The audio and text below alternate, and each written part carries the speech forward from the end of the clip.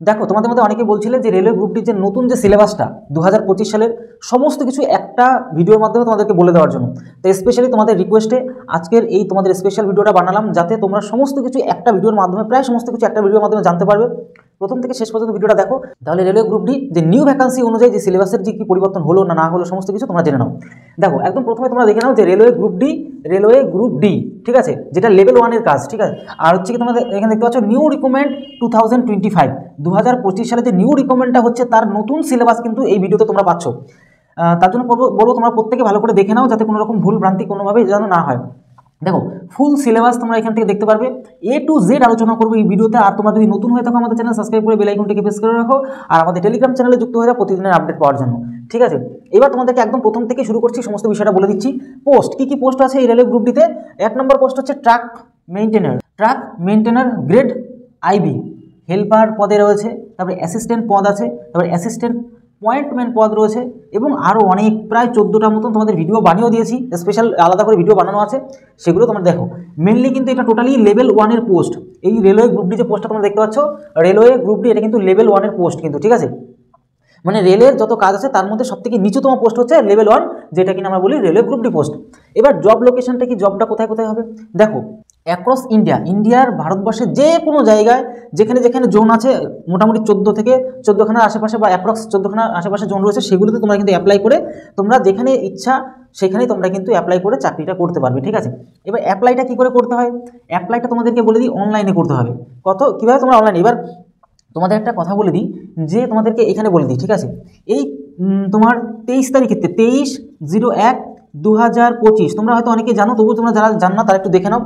এই ডেটের থেকে তোমাদের অ্যাপ্লাই শুরু হয়ে গেছে।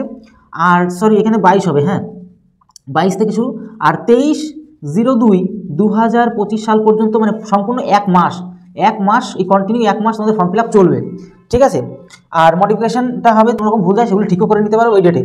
এবার তোমাদেরকে নেক্সট লেভেল বলছি সিলেকশন প্রসেস তোমার সিলেক্টেড হবে কী করে, তোমার যে সিস্টেম কী করে তুমি চাকরিটা পাবে। প্রথমত CBT 1 তোমার ফর্ম ফিল আপ করার পরে, যখন তুমি অনলাইনে ফর্ম ফিল আপ করবা, তোমার ডেট দেওয়া হবে, পরীক্ষার ডেট দেওয়া হবে, অ্যাডমিট তুলে তুমি CBT 1 এক্সাম দেবে। ভালো করে পড়াশোনা করে কী পড়তে হবে সেগুলো তোমাদেরকে বলছি। যে CBT 1 তোমাকে, মানে কম্পিউটার বেস টেস্ট 1, এটা তোমার প্রথমত একটাই পরীক্ষা হবে, অসুবিধা নেই। আর হচ্ছে PET, এই CBT 1-এ 5 যদি করে ফেলো, তোমার যে কাট অফ লিস্ট যদি পার করো, তাহলে তোমাকে নেক্সট লেভেলে যেটা পরীক্ষা দিতে হবে সেটা হচ্ছে PET, অর্থাৎ ফিজিক্যাল এফিসিয়েন্সি টেস্ট। এটাতেও যদি তুমি পাস করো, তবে তুমি চলে যাবে কোথায়, DB, অর্থাৎ ডকুমেন্টস ভেরিফিকেশন। তারপর তোমার ফাইনাল লিস্টে কী আসবে, নাম চলে আসবে, ঠিক আছে। তোমার লাস্টে ফাইনাল লিস্টে নাম চলে আসবে। এবার তোমরা চলে আসো নেক্সট, স্যালারিটা কত। স্যালারিটা নতুন করে আমরা যা জানলাম প্রত্যেকে, যে স্যালারি আগে যা ছিল তার কিন্তু প্রায় দ্বিগুণ হয়ে যাবে নতুন বছরের যেটা খবর। তো আগে যেটা ছিল, যে আপডেটটা ছিল, সেটাই তোমাদেরকে বলছি। 30,000-এর আশেপাশে কিন্তু তোমাদের এখানে কিন্তু স্যালারি দেওয়া হতো। 30,000 টাকা থেকে অ্যাপ্রক্স 30,000 থেকে 70,000 টাকা পর্যন্ত স্যালারি, মানে এখানে রেলওয়ে গ্রুপ দিতে হয়, মানে অভিজ্ঞতার অনুযায়ী স্যালারিটা বাড়ে আর কি। এবার 2018 সালে ভালো করে জিনিসটা দেখো, 2018 সালে তোমাদের ভ্যাকান্সি বেরিয়েছিল কত, 62,097টা ভ্যাকান্সি বেরিয়েছিল। 2019 সালে ভ্যাকান্সি কত বেরিয়েছিল, 1,03,769টা ভ্যাকান্সি বেরিয়েছিল। 2025 সালে কত ভ্যাকান্সি বেরোলো, 32,438 ভ্যাকান্সি বের হলো। এইবার ব্যাপারটা হচ্ছে কি বলতো, এই যে ভ্যাকান্সিটা কিন্তু আবার পরবর্তীকালে কিন্তু বাড়ার সম্ভাবনাটা কিন্তু আছে, এটা কিন্তু আমাদের সূত্রের খবর, ঠিক আছে। তো এখানে তোমরা কিন্তু একটু প্রত্যেকেই চেষ্টা করবে অ্যাপ্লাই করে দেওয়ার। ইন ফিউচার তোমাদের কিন্তু যখন ভ্যাকান্সিটা বেরিয়ে যাবে, কাটার লিস্টটা কিন্তু অনেকটাই কম যাবে। এবার তোমাদেরকে একটা কথা বলি, সেটা হচ্ছে কি ফিস। তোমরা যদি জেনারেল হয়ে থাকো, সেক্ষেত্রে তোমার 500 টাকা দিতে হচ্ছে। আর তোমার পরীক্ষায় যদি তুমি বসো, জেনারেল আর ওবিসি তোমরা যে কোনোই ক্যাটাগরি হও না কেন, জেনারেল প্লাস ওবিসি 500 টাকা করে দিতে হয়। সেক্ষেত্রে তোমার এই 500 টাকা থেকে 400 টাকা ফিরিয়ে দেবে তুমি যখন প্রথম এক্সামে যদি বসো, তাহলে তোমার কিন্তু টাকা ফিরিয়ে দেবে, ঠিক আছে। তো এই হচ্ছে ব্যাপার। আর যদি না এক্সামে বসো, তাহলে তোমার কিন্তু 500 টাকায় নিয়ে নেবে সরকার। আর SC ST যদি হয়ে থাকো, তাহলে 250 টাকা তোমার ফিস দিতে হচ্ছে। আর সেক্ষেত্রে তোমার কিন্তু 250 টাকায় কিন্তু পরীক্ষা যদি বসো, তাহলে তোমার 250 টাকায় ফিরিয়ে দেবে। এবার তার জন্য ব্যাংকের অ্যাকাউন্ট দিতে হয়। এবার আমরা নেক্সট চলে আসবো, দেখো এখানে আরও একটু এদিকে বলি, তোমার বয়স কত লাগবে। বয়স তোমার যদি 18 বছর থেকে যদি হয়ে যায়, 18 বছরের ছেলে বা মেয়ে তুমি যদি হয়ে যাও, তবে সেখান থেকে তুমি অ্যাপ্লাই করা শুরু করতে পারবে। 36 বছর পর্যন্ত তুমি কিন্তু এখানে অ্যাপ্লাই করতে পারছো।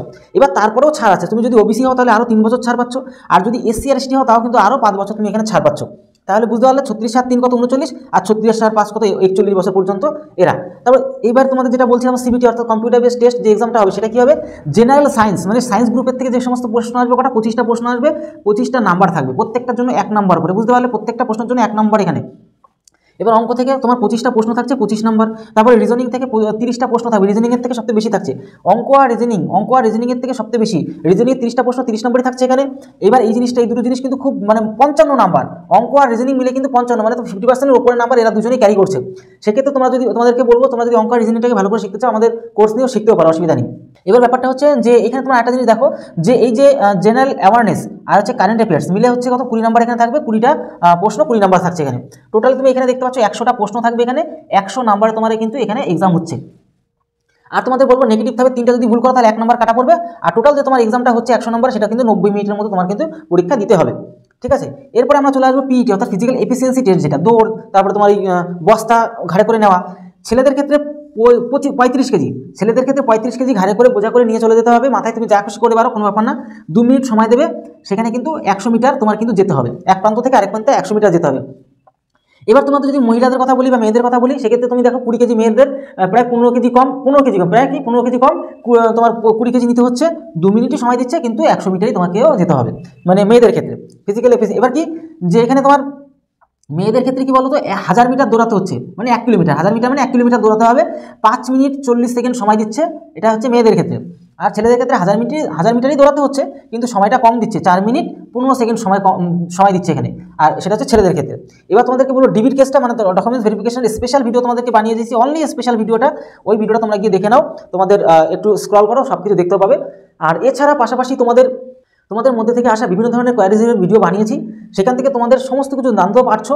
আর এরপরও তোমাদের যদি কোনো রকম কোয়ারিজ থাকে, তোমাদের যদি কোনো ডাউট থাকে, তোমাদের যদি কোনো প্রশ্ন থাকে, অবশ্যই কমেন্ট বক্স ওপেন থাকছে, সেখানে বিন্দাস বলতে পারো, কোনো রকম সমস্যা নেই। আমি তোমাদের গুরুত্বপূর্ণ যে কমেন্টগুলো সেগুলো আমি ডিসকাস করে দেবো। তাহলে বন্ধুদের কাছে ভিডিও শেয়ার করা, যদি নতুন হয়ে থাকে আমাদের চ্যানেল সাবস্ক্রাইব করে বেল আইকনটিকে প্রেস করে এমন ধরনের হেল্পফুল ভিডিও পাওয়ার জন্য। তাহলে ভিডিওটি এই হলো, তত সময় ভালো থেকে সুস্থ থেকো, জয় হিন্দ, জয় ভারত।